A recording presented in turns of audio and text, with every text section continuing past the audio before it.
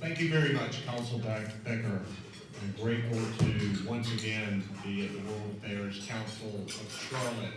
I always lift my spirits to come and to meet people from all over the world and recognize that we have so much in common and we are so interdependent upon each other.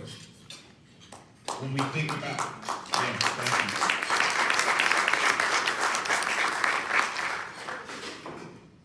We found in North Carolina that diversity is our strength. The fact that we have so many different kinds of people living here and contributing to our great state makes us better. And it's why I've appointed by far the most diverse cabinet and staff in the history of the state. It's why our private businesses are more and more bringing in diversity and inclusion into their efforts because they see an increase in the bottom line. Because when you get more different opinions from people of different cultures, different walks of life, your decisions and outcomes are better. So having events like this, having an organization like this, where we can hear perspectives, it's a wonderful thing. And we also know that we can find good things out of bad things. I'm a Presbyterian elder, that's what I have to do, okay? So when we face a crisis like a pandemic, like the COVID challenge that we all face, we learn from each other. We work on an international basis to fight this scourge. I'm particularly proud of what we did in North Carolina. We took immediate action. We had an amazing team of science and health experts, and we made tough decisions. We knew that, we had to put health and safety of people first, but we also knew that we had to keep our economy going. We cared first about people's lives, but we also cared about their livelihoods. With the decisions that we made, there was a joint study done by the CDC and the Bureau of Labor Statistics showing North Carolina ranking among the lowest states in COVID deaths and job loss per capita. So I think we took the right approach as we dealt with the situation. And of course now we have the Putin attack on Ukraine, and we know that democracies across the world have to pull together to support their efforts. And it was an extraordinary time for me to spend, 45 minutes or so earlier with these two amazing learned ambassadors about their perspective. Was very grateful for how much they knew about North Carolina, how interdependent we are with our economies, with the companies that we have from the EU and Austria that are here, the exports that occur that put money in people's pockets here in North Carolina, and just the personal perspective that they both have. I think you're going to find that I really wish that I could stay and hear this, but I've got a very busy schedule today. I'm going to have to go to my next meeting, but I think you're going to hear some extraordinary perspectives. Here in Charlotte, we have a strong presence of my administration, and I want to introduce the head of my intergovernmental affairs, who's based here in Charlotte, Kevin Monroe. Kevin, if you want to stand up there.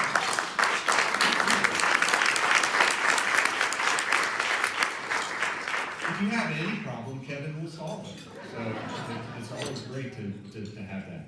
But I'm going to have to head out, but I want to thank you for the opportunity to be here. I want to come back yet again, because I've been before, and every time I do come, it's been a positive thing. But we are very honored to have here in North Carolina these two amazing ambassadors the ambassador to the EU, Stavros Lambrinidis,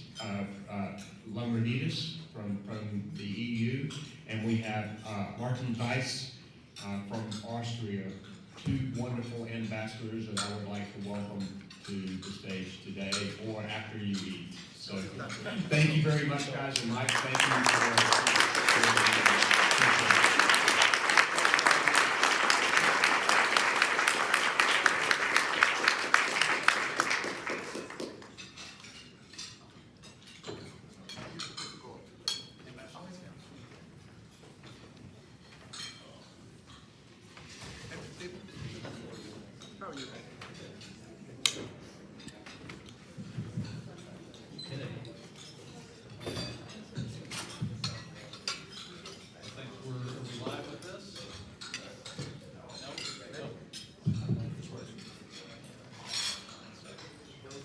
Okay, this one's live. There we go.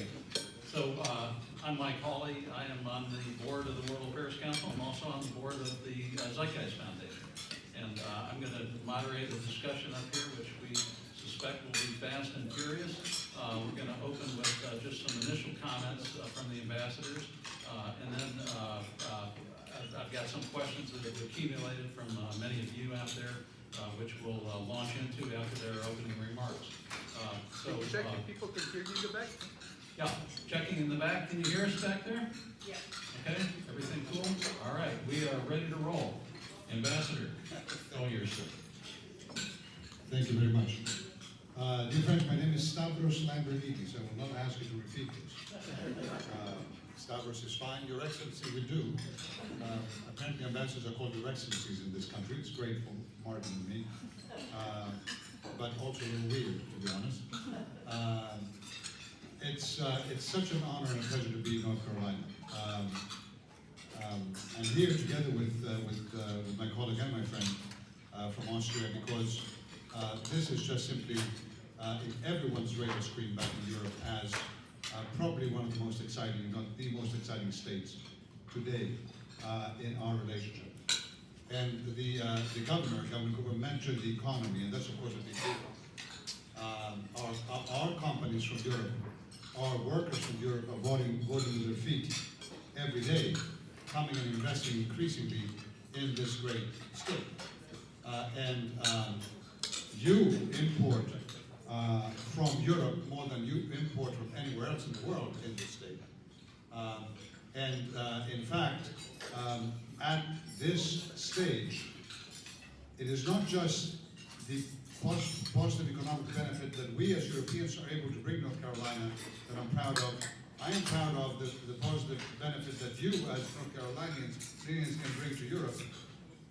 Thousands of jobs in Europe are being created because of this relationship. And about 200,000 jobs every year being created here in North Carolina because of European trade investment. But we're not here just because of that. We're here because this town, as I found out in the past few hours, is a town that everybody loves, and this state is a state everybody loves. How is this possible? I haven't met a single person who didn't tell me, you know, I came here at some point in my life because of ABC, but I don't want to leave. I love North Carolina, and I have to say that's brilliant. And maybe part of the reason is, of course, and that's why we met with Governor Cooper, and of course also with the Mayor of Charlotte this morning, trying to understand exactly what the successful recipe here is. But also maybe part of it is another reason why we are so proud as Europeans to be here. There's so many Europeans that have come and found a life and a home here in this state. I think there's no accident. When you get so many Europeans from Italy, from France, from Austria, from Germany, from Greece, from elsewhere coming and congregating in one place and loving it, you know there's something magical happening. Now, we were created out of magic in Europe. We are 27 countries, independent countries, who back during the Second World War were actually killing each other. The biggest human rights violation in history happened in our own hands, in European hands, the Holocaust.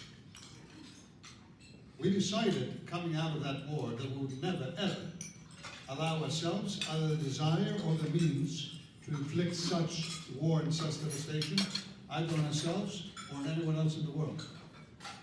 This is the European Union DNA. We came together for peace and for prosperity. We didn't come together to make money.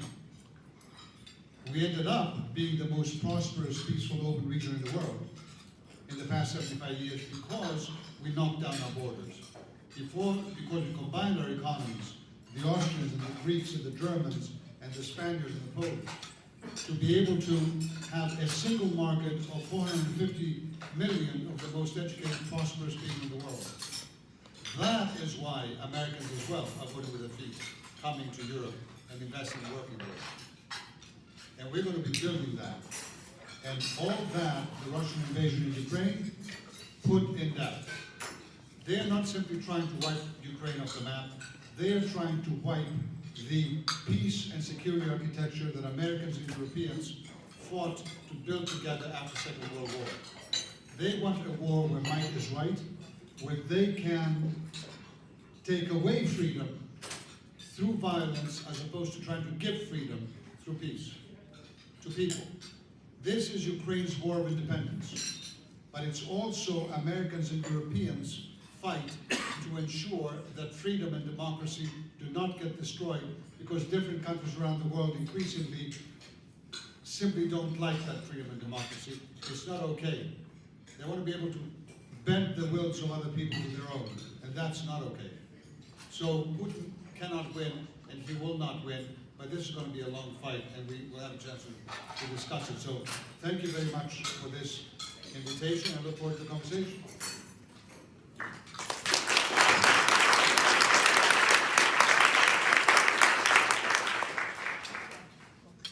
Thank you very much. So this is proof of the old saying that there ain't no free lunch, right? Yes. Well, it's great to be here. There's no lunch at all. You haven't eaten. You know, being introduced by a governor and just receiving a new passport and a crowd like you. I mean, this is really doesn't get much better than this. So it's really great to be here. You know, Stavros and I, we didn't get out much during the COVID times. It was just complicated. And for our job, this is really complicated because diplomacy is often described, and you said it today, it's a contact sport. So without contact, without being able to connect to people, we really cannot do our job. So we are really happy that this is now restarting again. But even during COVID times, there was one state in the United States where I did travel a number of times, and that's North Carolina. And what brought me here was mostly Austrian businesses. There's a representative from EGA here today, a company that invested $700 million in North Carolina, created jobs here, and we were shown to the company, very impressive. And only a month ago, we were back to EGA, where we signed an agreement with the United States on apprenticeship training, because we feel this is something where we have something to show for in Austria.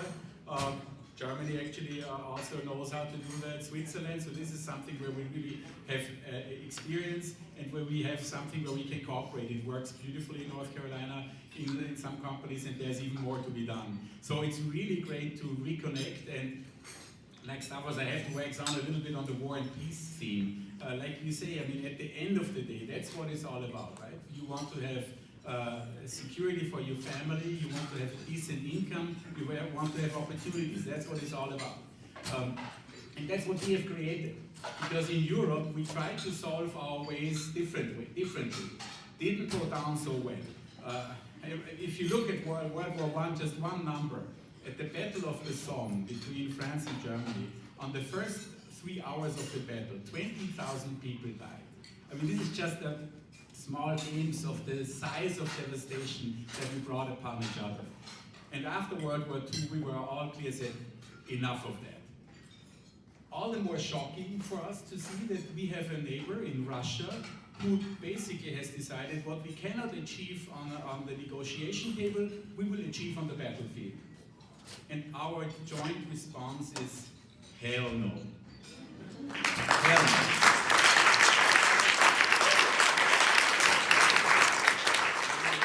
And you know, when push comes to shove, that's when you find out where you have friends and allies.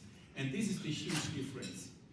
The United States has trusted friends and allies all across the world. And we have friends and allies right in our neighborhood. When they had a vote in the United Nations just about 2 months ago, and the question was, who is with Russia and who is against Russia? There were exactly 4 countries in the world that voted with Russia. It was Syria, Belarus, Eritrea, fourth one after I done, and North Korea. Well, I hope I'm not insulting any honorary council in this room, but show me your friends and I'll tell you who you are. So, this is where we are right now. It's fantastic to be back. I'm looking forward to the conversation and really thank you all for being here today. It's a real pleasure. Thank you. Thank you, gentlemen, and we're going to take a deep dive into some very interesting topics, but I wondered if, before we do that, if you could give us some personal perspective. So at the World Affairs Council and at the Zeitgeist Foundation, we're all about context. And so I think there is a global context in which all of these issues are coming up, and hopefully we can talk about those. But we'd love to get your personal context. That is, what you bring personally to the jobs that you do. For instance, Stavros, you're a Greek. You're doing a job for a large group of countries, very diverse, very interesting, lots of culture, as Martin just mentioned. How do you bring the culture that you came from to your job at the EU? And we're going to ask Martin the same about how he brings his historic Austrian history, culture, education. And by the way, these guys are both lawyers. They both have trained to some degree in the United States. And so there's a lot of perspective developed in a lot of places. So Stavros, could you begin? Sure. Look, there's nothing surprising really about what I do. And if you think about the European Union, in some ways it's not that different with the way that the United States is structured and works, also on a personal level. So yes, I am a Greek, but I'm also a proud European. I member of the European Union since 1981. I am a member of a unity of independent countries that has decided, just that, like states, like North Carolina and the US, to abandon some of our sovereignty and to pull it together in the context of the EU, because we feel that in those areas, each one of us alone is not strong enough to be able to succeed in the world with all the world challenges. You ask for the world context. You look at climate change and how devastating it is, but also what tremendous opportunities for growth it gives to those who grab them. You look at COVID, the pandemic here, you look at nuclear non-proliferation, you name it. So many things we cannot do together. And other competence we've kept for ourselves. Exactly like you see in the context of US states. Now, as opposed to the US, we're not a unified country. We are a confederation, if you like, of countries. But as a Greek, or as an Austrian, I am proud to be united in my diversity. And this is precisely what the European Union has done for us. What people don't understand, let me close my answer with this many times here in the States, is this tremendously important political, emotional glue that brought us together.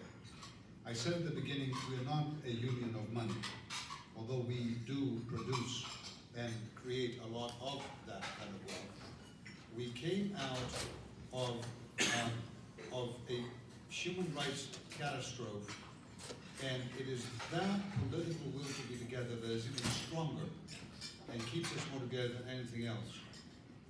When you look at different crises that have hit us the past few years, the financial crisis, the migration crisis, Brexit, the country actually moving away, COVID, in each one of those, people here in this side of the Atlantic as well predicted, my God, this is it. Finally, the EU is going to collapse. It has to.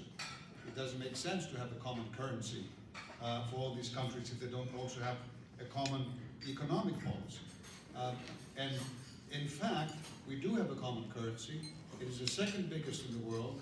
Americans and Europeans can sleep safely at night because we can rely on each other's economic power and our combined economic power, especially when we deal with challenges. And Russia is a major challenge, but China is another big challenge. in the way that we are competing and creating the fair competition rules in the world, that kind of European unity does not come to me as a surprise, and it shouldn't to you as well. And the stronger and more united Europe is, the best for America as well. This is the fundamental message I have. Thank you. Thank you.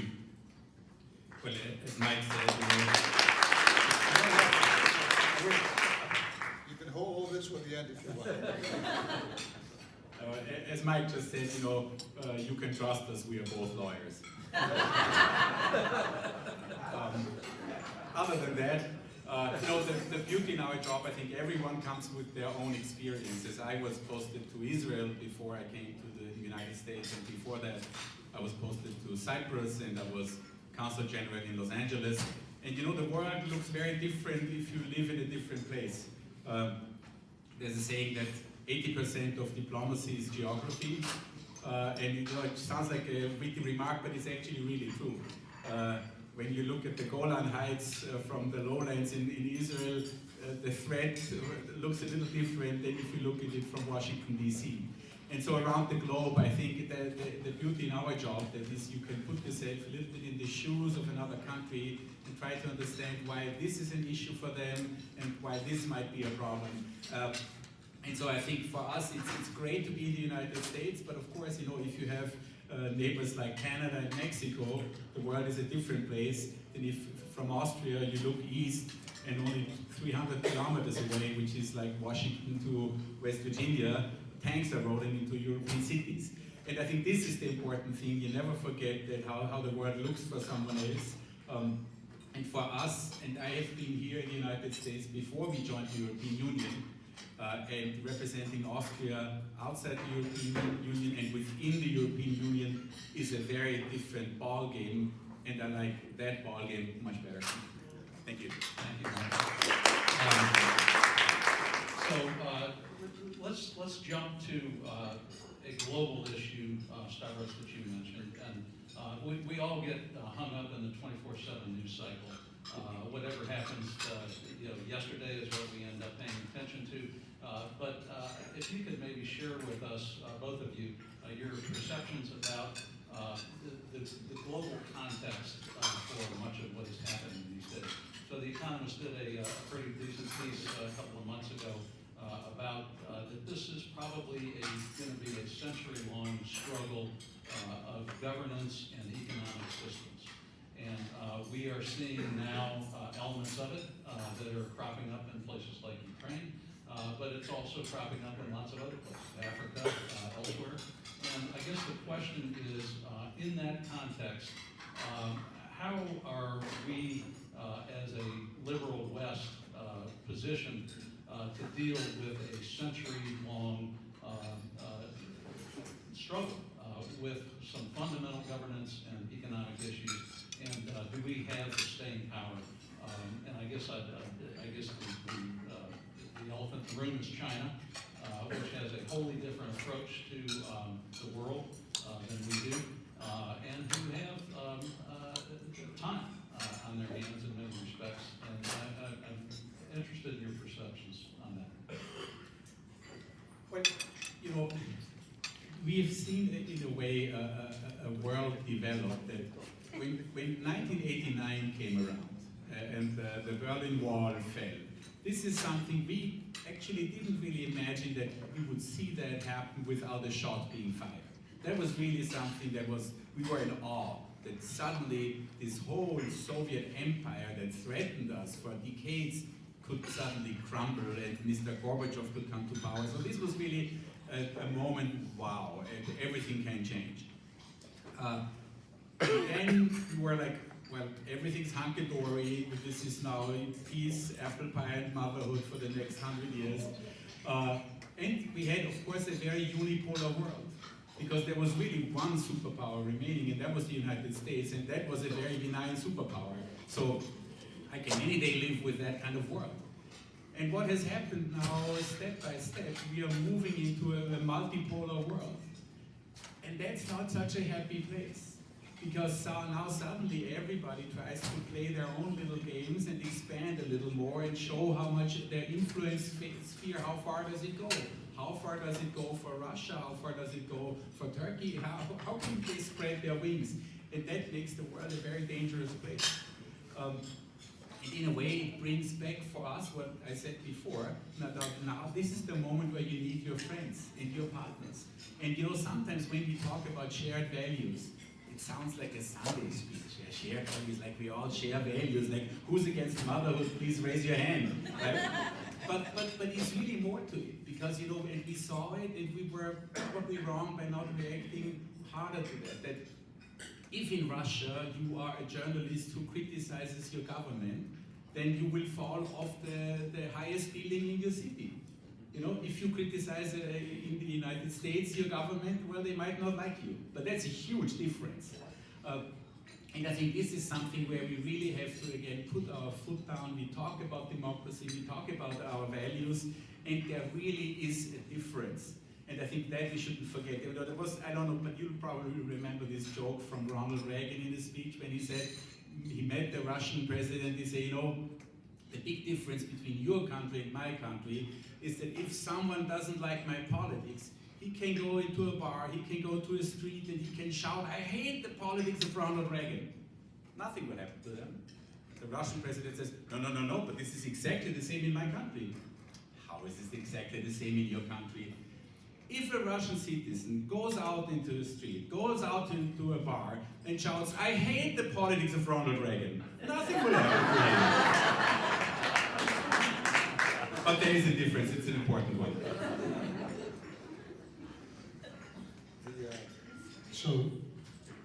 So I was running the human rights foreign policy with the European Union before I got this job for about 6 years. And in a sense, I was, let's say, Secretary of State for Human Rights around the world. And I visited many, many countries and many difficult countries. And I had long conversations trying to find the correct argument to convince, to cajole, to pressure people who were violating human rights massively to stop doing so, or at least to begin stopping doing so. When every other argument failed on their side, at least, trying to convince me that what they were doing was okay, at some point they would turn to me and they would say, Mr. Lambrinidis, who are you to talk? Who are you to talk? Look at racism in Europe. Look at the way that you treat migrants. Look at this, that, the other. Now, they didn't ask this question in order to say, well, you know, we both have issues. Let's sit down and work together to make human rights better. They asked the question to tell me, we think you're bad, you think we're bad, so let us do all the bad things we're doing. You do whatever you want to, and then everything's going to be fine. And I found that question quite intriguing. And what I told them is, you know what? If you're telling me that Europe or the United States are not perfect with human rights, you're right. And if the litmus test for human rights were perfection, then indeed no one is perfect. Now that doesn't mean that because no one is perfect, therefore everyone is equally imperfect, but okay, no one's perfect. But I submit to you, Tan, that the litmus test for human rights is not perfection. The litmus test is, do you have in your country, in your state, those independent institutions in place and processes that will ensure that you cannot shove your inevitable human rights imperfections under the carpet? Do you have independent courts who may try a policeman or a policewoman for beating up a peaceful protester and eventually convict them, even if a particular police department or a particular government does not want that conviction to take place? Do you have, freely elected parliaments where people can actually stand up and really disagree about human rights and shout at each other and against their government, and not be in danger of being thrown in jail, but in fact keep the feet of the government on the coals, because there is that kind of free do you have an independent press where journalists have the right to investigate, to write things, you may agree or disagree with them, but at the end of the day, they bring things to light, you have a public debate, a common public debate, right, on those issues. Do you have civil society organizations that maybe, again, you don't agree with all the time? Heck, when I was running human rights, I had Human Rights Watch and Amnesty International and others come to my office, and it was very rarely to tell me what a fantastic job I was doing. It was usually to tell me where I was failing, miserably. But you know what? I might disagree with them, But did they keep my feet on the coal? You betcha. And did I, in some instances, actually push myself to change my approach to better? Absolutely. Do you have universities? Do you have Zeitgeists and World Affairs Councils that people can actually get together and bring speakers with something you may even disagree with and just allow your minds to open, as opposed to, I said, that's the litmus test. If you have those things in your country, you can talk. And in most cases, the reason that everyone around the world knows about the imperfections in your system here in the States, or in our systems back in Europe, is because we have that openness, and they can send their journalists, and they can send their people, and they can see it. So, to your broader question, yes, the world is changing, and there are efforts, including in our societies as well, of people to kill those checks and balances.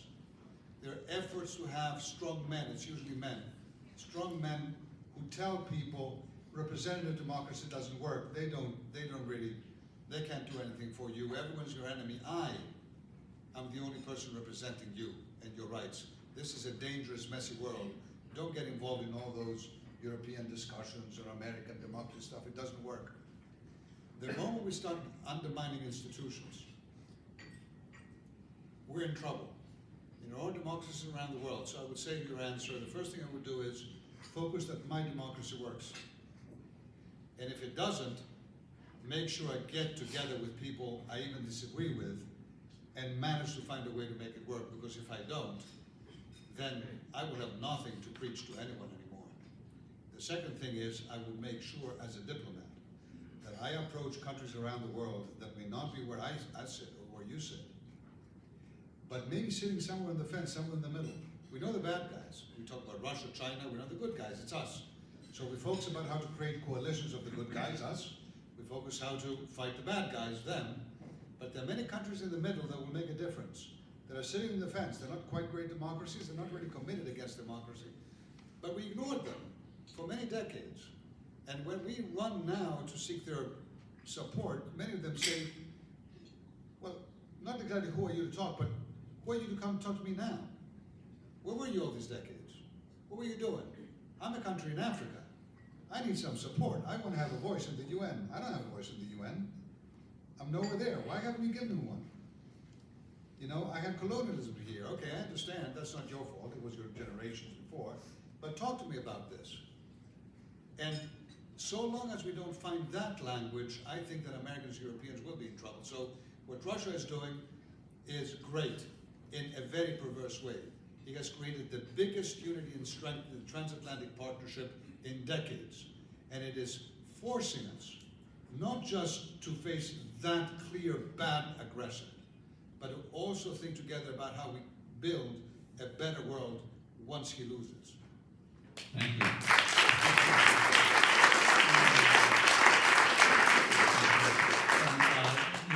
Martin, if I could maybe get you to comment a little bit for us Americans that worry about the EU and the development, and democracies are messy. Autocracies have order, but there are also many drawbacks. And I guess when we look at some of the internal just different directions that different countries take, and I think your point about geography is very important. Geography matters a lot in Europe, it seems. And could you talk to us a little bit about some of what we perceive to be some autocratic tendencies that tend to come up from time to time in places in Europe where there's lots of discussion, but I think you end up in the right places most of the time. Give us some context for that, if you could. You're talking about some of my neighbors? Possibly. Just guessing. No, well, you know, like Stavros said, I mean, the European Union, it's a union of 27 sovereign countries, and that is very unwieldy at times, because you need consensus, and not everybody agrees always. And I've heard my own prime ministers come back from European councils, and after like 3 days and nights, and it was like, oh my God, I'm gonna climb up the wall if this guy says this one more time. Right? So, but this is a way still to get together, to achieve something. And you should never lose sight of the huge things that we have achieved. I mean, to basically adopt a common currency, that is a huge step for any country. I mean, just imagine the United States. You say, you know, the dollar is great, the peso is also good, create this new currency and do this thing together, right? That'll work for all of you. I don't think so. But in Europe, I mean, the German D-Mark, the Austrian shilling, those were the symbols of our economic success after World War II. And we gave it up for a new European currency. That is a huge leap of trust for a union. The same thing when we talk about Schengen and border controls. I mean, basically what we do in our system, that we trust that my neighbor will control my borders. I mean, this is like the essence of a state, that you control your own territory. But we say, no, not good enough. If the Croats control my border, that's fine for Austria. Again, think about America. Would it be okay for you to say, you know what, whoever makes it into Mexico, that's fine. I don't need to check them anymore. It's good enough for me. And that's the leap of faith that we have taken in Europe, because we trust each other so much. So we, I think, have achieved a lot. And then there are questions and challenges when we talk about members of our union who talk about illiberal democracy, and we all scratch our heads. You know, it's like, really? And suddenly, you know, the press shouldn't really be that free, the little control is always good, and you know, the courts, it's really annoying because they always take that, you know, no, not so fast, my friend. And I think this is where we all agree and where we have taken steps, and it's not very comfortable because you sit with those guys around the table and you need their agreement, and we need to be a club, and you know, as a club, to say to one of the club members, well, buddy, you know what? Not comfortable, but we are doing it. And we are holding their feet to the fire, and we talk about financial consequences, and we take this seriously, because this makes a difference. You know, when my Hungarian friend, my Hungarian colleague, he was ambassador to Washington when I came, and he was always complaining bitterly about the American press and how unfair Hungary was treated and how they wouldn't understand, and da. And then after a year, he was called back to Hungary, and he was being made head of the press office of Viktor Orban. Oh my God, they're gonna have a lot of fun with that guy. But, you know, this is the way it goes. You know, it's sometimes unwieldy, it's sometimes complicated, but I think we find our way through it, and we don't close our eyes. We keep on looking, we keep on mentioning, and for me, I think actually at the end of the day, that's actually very reassuring, because we don't let things just go. Well, yes, and I'd say, to follow right through, and we keep on discussing. Guys, I was a member of the European Parliament, a vice president of the European Parliament also for a few years. And I can tell you from my experience, there are some very interesting things. We have, at the time, with 7, 8 parties in the European Parliament, directly elected the European Parliament by the citizens of Europe. In every member state, they elect a number of representatives that go to the European Parliament, and then they form under political parties, not under country groups, but under different political parties. So you have German conservatives together with Greek conservatives, maybe French conservatives, and Greens and Social Democrats and all that stuff, right? Not a single one of those political parties at the European Parliament ever had the majority of votes in the European Parliament. Even though the conservatives in Europe have always been the biggest party, in some instances by far the biggest party, they've never had the majority of votes. That's the way our system is structured. That has meant that it is impossible to get anything done unless you force yourself to build coalitions.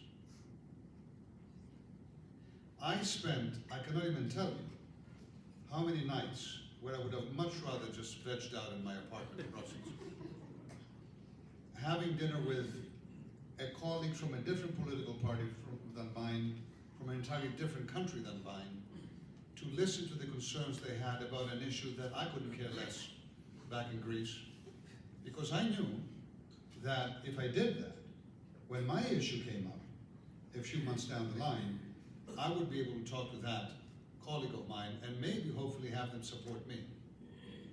It is a system that may sound so tiring, and in fact could even be in practice, but it forces you as Martin said on the geography part of his analysis, to put yourself in the other person's shoes even for a little while.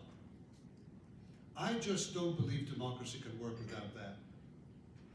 I think that when you get to the point that you just don't even talk to the person with whom you disagree, and even end up hating them without even knowing them, we're in trouble. So I am grateful for this European boring system. You know what it produced? 27 presidents and prime ministers of Europe unanimously agreeing, a day after Putin invaded, to impose the biggest package of sanctions on him that has ever been made. And to agree unanimously on another 5 packages after that, that will devastate his economy if he doesn't stop this war for years, decades to come. In the US, you need one president to sign one order, and that's it. I need unanimity of 27, and I have it, and I got it. And sometimes that requires that kind of ants work. We have to learn again how to listen to each other, guys. They hate it. Authoritarians hate it. They don't let people listen to each other. They want them to hate each other. They want them to just be split. And hate, they hope, will just force them in fear, in insecurity, to try to pick a strong figure that will tell them what to do. That's the antithesis of what democracy is. So if I have to be boring as a European to get that done, boy, I'll be as boring as heck. I'll be happy to be boring. You know, by the way, a little parenthesis here, people talk about Europe and being a bureaucracy many times. Oh, Brussels is a bureaucracy, oh, the Europeans, they regulate all the time and all that stuff. Can someone explain to me how it is possible for everyone who works for the federal government here in the US to be a civil servant, and for everyone who works for my government in Europe to be a bureaucrat? How does that work? How does that work? I just don't get it. But that's what I hear all the time. We are the biggest deregulation experiment in the world in Europe. And I talk now to Americans here, conservatives, Republicans, and Democrats, right? And you know, many of you don't like regulation. We're the biggest deregulation experiment in the world. We took 28 independent laws and regulations of 28 independent countries, and we trashed them. And in their place, we replaced them with one single set of laws and regulations. When I say trashed, I said we voluntarily did so. One single set that allowed us to drop down our borders, to allow the Croats to control the Austrian border and the Austrians to control the Croat border. And we created the biggest, most prosperous and peaceful region in the world. That's not a job of bureaucrats. That's the job of visionaries. And I'm glad to be able to share that vision with the United States.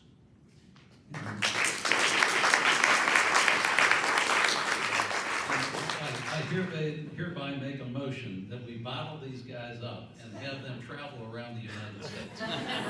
Because that message is one that's not, you're not going to sign up for that? I'm signing up for that if he promises not to wear those socks again.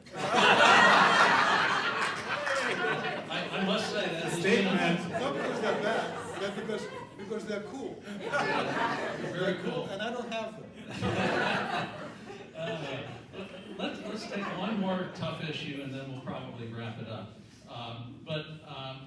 You know, we've included lots of authoritarian autocracies in our global trading systems. And one of the questions is, where are we relative to bottlenecks in the trading system where there are autocracies involved, and I'm thinking mostly about natural resources, where we get ourselves in boxes by having delays and disruptions that are significant. Is there a solution to, I don't think we're going to do away with all autocracies, and we certainly have to keep the global economic engine running. What's the solution there? Well, so you have to do two things. I take the example of China, the other countries can take, but because it's an example of a country that is huge economically, plays a very important role in the world trading system. and also is not a democracy. I would say something very simple. To deal with countries like China, we have to do, in my view, two things. We have to fundamentally run faster than China. Many people are focusing on complaining about China and what China is doing, and so do I. But complaining or trying to stop China in some ways is not going to work, and it's not the way to work. And it takes away from the fundamental competitive advantage that we have as economists. We're the biggest innovators in the world, by far.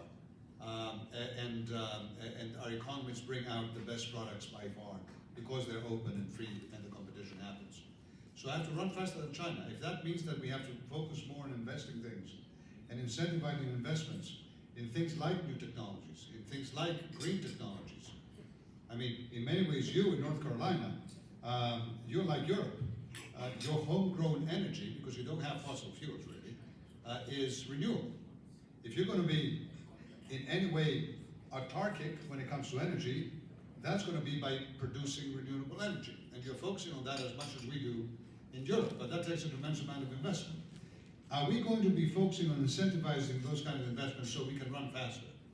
Is our industry going to be focusing on this? Because frankly, the first mover advantage for anyone who gets there first and fast is going to also be a benefit for the rest of the world that's going to be transitioning to green in the next decades too. And if you're there to be able to offer them the most advanced, the cheapest, most economy of scale technology, you win. So that's a big deal, right? Run faster than China. And then protect the runners. And that's where international law comes in, the WTO, et cetera, et cetera. And we talk with the US all the time about this because we want to get even closer than we are on understanding what that means. Because you cannot have an international trade system without a referee. Then it gets into chaos, and then it gets actually the big bully wins, and there are too many big bullies around the world right now. So you need the rules, and we have the rules, and some of them need to change, and we need Americans and Europeans to determine how, but we need to engage. We need to have a referee. Now that's a little bit into the weeds, and I apologize for this, but this is the kind of stuff that in our work, and certainly in my work, because trade is one of those competences that the European member states have given exclusively to the European Union, this is the kind of work I have to do. Many times, guys, many times, honestly, and I try to make that interesting, it's not always interesting, but I'm not going to stop trying to say this to people. You know, politics, 10% of it is a great idea, and someone can communicate it great, and you know, oh, what a great communicator, oh, how funny, how brilliant. You know, usually we say this even for people who divide us and make us hate each other just because they get our feelings going. 90% of it is to get the idea done. And that is really difficult, thankless work. You don't put out that press release, oh, you know, I had a long meeting today with some engineers who told me some crazy stuff I didn't get, but I understood one little thing, and maybe that will actually help my industry explode in the next 30 years. That's not a press release, but that's where it happens. So, a lot of our work is Ant's work as well. This is not what we do here. The reason you hear us talk so much is because we don't do this that much. I mean, a lot of what we do is actually that Ant's work. But if we are successful in what we do, and we build a stronger transatlantic relationship, I mean, I think both of us are going to be super proud. Yeah. You know, I think we have to learn and we have to become a little smarter about things. You know, there's a lot to be said about the division of labor, right? It makes a lot of sense, and that's why we do this, that maybe it's better to build our TV in China rather than to try to do it all the way in Austria. You know, there's something to be said for division of labor, but you have to be smart about it.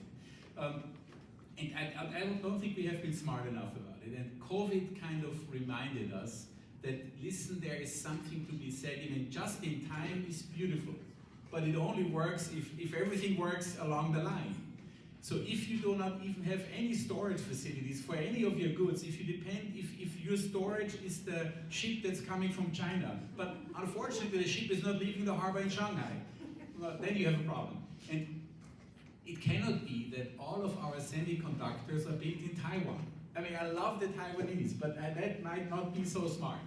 And I think now we are really looking at this again, and you have adopted the CHIPS Act, we have done the same in the European Union. we want to make sure that we know where are things coming from. If we cannot produce any medicine anymore in Europe, and it's all done outside Europe, that is a problem. I think we have to take a hard look, and these words of friendshoring, it makes sense. I mean, we see it now in the Russian crisis. Austria, like many other European countries, was just used to getting its natural gas from Russia. And that is all good and fine if Russia is a partner. But if Russia turns out to be a mortal enemy, well, then you have a problem. And I think now we are sharpening our view of things. Where are things coming from? Do we have possibilities to get it somewhere else? Do we have enough friends who are in this line of supply? And I think it is your administration that takes the hard look at it, and we are taking the hard look at it. And I think it's something that is dearly needed. And just add very quickly. Last week in Paris was the second meeting of the EUUS Trade Technology Council. We have set this up. It's going to be very difficult to have an EUUS trade agreement on everything. There were discussions a few years back. That I don't think that can be revived on both sides of the Atlantic. But we have set up something that allows our top politicians to talk about exactly those issues and then to bring it down to a working level that gets things done. So let me just give you 3 things that we discussed there and that we are pushing ahead with. The first one is supply chain disruptions, as Martin mentioned. Semiconductors is a big one. Rare earth magnets is another one, just to give you 2 examples. We're looking at a few others. The second thing we looked at is chips manufacturing, and how the fact that you will be investing 50 billion about in this country, and we another 50 billion in Europe, to incentivize research, development, and production by private companies, how this can be done in a complementary way, as opposed to a race to the bottom kind of way, right? Because we cannot be putting all that money, as we're trying to run faster than others, and then realize that we're tripping over each other. Second thing after semiconductors was the issue of rare earths, more broadly that you mentioned. And we're going to be spinning off a part of that, focusing exactly on how it is that we can friendshore Canada, Australia, and other countries as well there, together find a way that we do not lose those investments, right? And that also focuses on identifying them to begin with. If you can believe it, a few years ago, Americans and Europeans, not because of our unwillingness to cooperate, could not sit down together to say, can we identify the 50 mines in the world that cannot fall in the wrong hands? Can we identify the 10 ports? And that was impossible to do. Now it's getting done, right? Okay. The third thing that we're discussing in this kind of ban and moving concretely on is standard setting. Okay, boy, that sounds boring. Artificial intelligence taking over our lives. A camera on the street can be used to watch every movement you make, to listen to your voice, to look at you, and to determine whether or not you're a danger to the government. Or a camera in the street can control traffic and make sure people don't die, and maybe in exceptional circumstances be used to catch every dangerous criminal, but not be used as an instrument of repression of a state or as an instrument of control by a private company, okay? Somebody will set those standards for artificial intelligence use in the future. And we have countries today, including China, that are sending them as we speak in places like Xinjiang. And we have a long way to go to agree exactly what privacy means and what it is that our own people in a democracy need for protection. In fact, we had disagreements, Americans and Europeans, about this a few years ago when we in Europe came out with what we call the General Data Protection Regulations. How do you ask companies to force them to protect your data? I was speaking to an executive, a US executive at a big social media company, about how we were really concerned about this and about the fact that they were giving, without any control, all our data to police and others, right? And he said, Mr. Lambrinidis, what concerns you? Are you a terrorist? I said, no. Are you an organized criminal? I said, no. He said that you have nothing to, and you have nothing to hide, you have nothing to fear. I mean, that's what the police looks at. Then I thought, you know what? If you have nothing to hide, you don't have a life.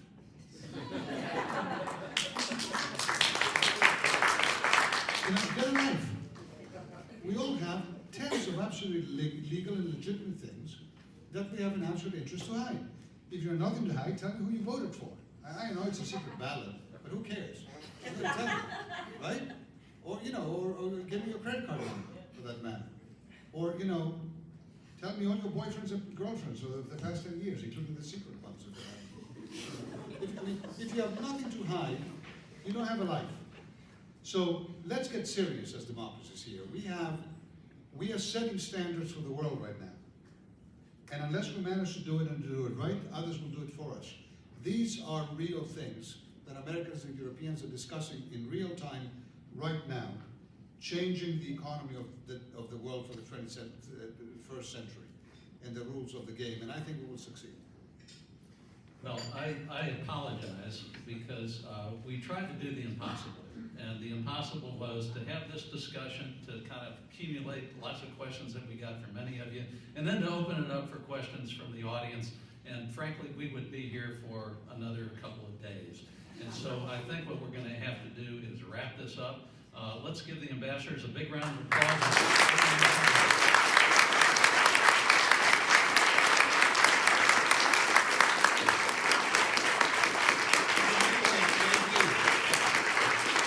Everyone who came here today. Ambassador Lambrinidis and Ambassador Weiss will stay around a little bit to take some photos and answer some of your questions, not for a long time. They have a very busy schedule. They're going down to South Carolina. I want to once again thank Mike Hawley for a great moderating of this panel. I want to thank the governor for being here, but mostly I want to thank Ambassador Weiss and Ambassador Lambrinidis and all of you for being here today. What a great crowd. Thank you for being here. We are adjourned.